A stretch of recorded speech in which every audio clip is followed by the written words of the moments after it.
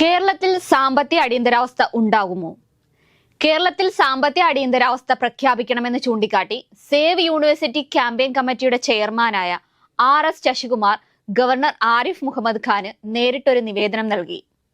സർക്കാരിന് കീഴിൽ നിലകൊള്ളുന്ന കുടിശ്ശികകളുടെ കണക്കും 2020-21 വർഷത്തെ CAG ഓഡിറ്റ് അഥവാ comptroller and auditor general of India റിപ്പോർട്ടിന്റെയും കോപ്പിയും മറ്റും ചേർത്താണ് ശശികുമാർ പരാതി ഗവർണർക്ക് നൽകിയിരിക്കുന്നത്. ഈ നിവേദനത്തിന്റെ അടിസ്ഥാനത്തിൽ സർക്കാരിനോട് ഗവർണർ വിശദീകരണവും തേടിക്കഴിഞ്ഞു.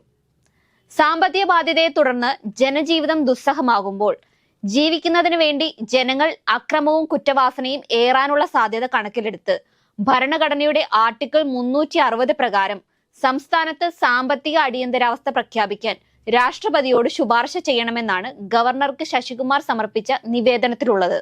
അത്തരത്തിലൊരു സാമ്പത്തിക അടിയന്തരാവസ്ഥ കേരളത്തിൽ ഉണ്ടായേക്കുമോ?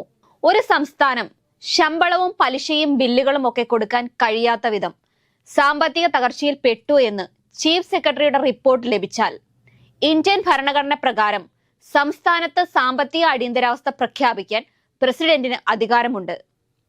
അങ്ങനെ എന്തെങ്കിലും സംഭവിച്ചാൽ സാമ്പത്തിക ഭരണം കേന്ദ്രമായിരിക്കും ഏറ്റെടുക്കുക. എന്താണ് ആർട്ടിക്കിൾ 360 പ്രകാരമുള്ള സാമ്പത്തിക അടിയന്തരാവസ്ഥ? കേരളത്തിൽ സാമ്പത്തിക അടിയന്തരാവസ്ഥ പ്രഖ്യാപിച്ചാൽ എന്തൊക്കെ കാര്യങ്ങളാണ് ഇവിടെ സംഭവിക്കാൻ പോകുന്നത്? 3 തരത്തിലാണ് അടിയന്തരാവസ്ഥകൾ ഉള്ളത്. ഇതിൽ ആർട്ടിക്കിൾ 360 പ്രകാരമാണ് സാമ്പത്തിക അടിയന്തരാവസ്ഥ വരുന്നത്. രാജ്യത്തോ സംസ്ഥാനങ്ങൾക്കോ വലിയ സാമ്പത്തിക പ്രതിസന്ധി ഉണ്ടായാൽ അത് പരിഹരിക്കാൻ പ്രഖ്യാപിക്കുന്ന അടിയന്തരാവസ്ഥയാണിത്. ഇത്തരത്തിൽ എന്തെങ്കിലും ഒരു സംസ്ഥാനത്തിന്റെ സാമ്പത്തിക നില തകർന്നു എന്ന് ബോധ്യപ്പെട്ടാൽ രാഷ്ട്രപതിക്ക് ആ സംസ്ഥാനത്ത് മാത്രമായി സാമ്പത്തിക അടിയന്തരാവസ്ഥ പ്രഖ്യാപിക്കാൻ അധികാരമുണ്ട്. ഇപ്പോൾ വരെ അത്തരത്തിൽ ഒരു ചരിത്രവും കേരളത്തിൽ ഉണ്ടായിട്ടില്ലെങ്കിലും ഇനി സംഭവിച്ചാൽ അടിയന്തരാവസ്ഥ പിൻവലിക്കുന്നത് വരെ അത് തുടരുകയും ചെയ്യും. അങ്ങനെയായാൽ കേരളത്തിലെ സാമ്പത്തിക കാര്യങ്ങളൊക്കെ കേന്ദ്രമായിരിക്കും ഏറ്റെടുക്കുക. എല്ലാം രാഷ്ട്രപതിയുടെ കരങ്ങളിലൂടെ കടന്നു പോവുകയുള്ളൂ.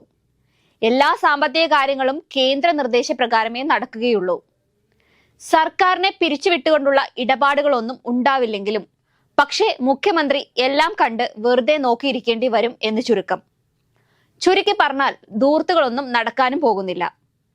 സർക്കാർ ജീവനക്കാരുടെ ശമ്പളം, പെൻഷൻ ആനുകൂല്യങ്ങൾ ഇവയൊക്കെ വെട്ടിക്കുറച്ചേക്കാം.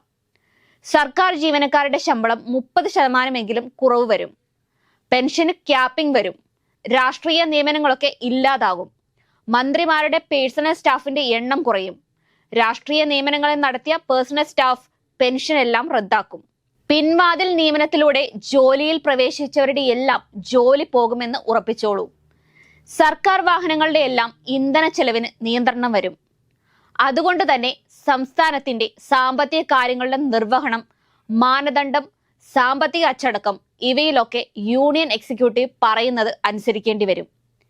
കേരളം ഉൾപ്പെടെ ഒരു സംസ്ഥാനത്തും ഇതുവരെ ഇത്തരത്തിലുള്ള സാമ്പത്തിക അടിയന്തരാവസ്ഥ പ്രഖ്യാപിച്ചിട്ടില്ല.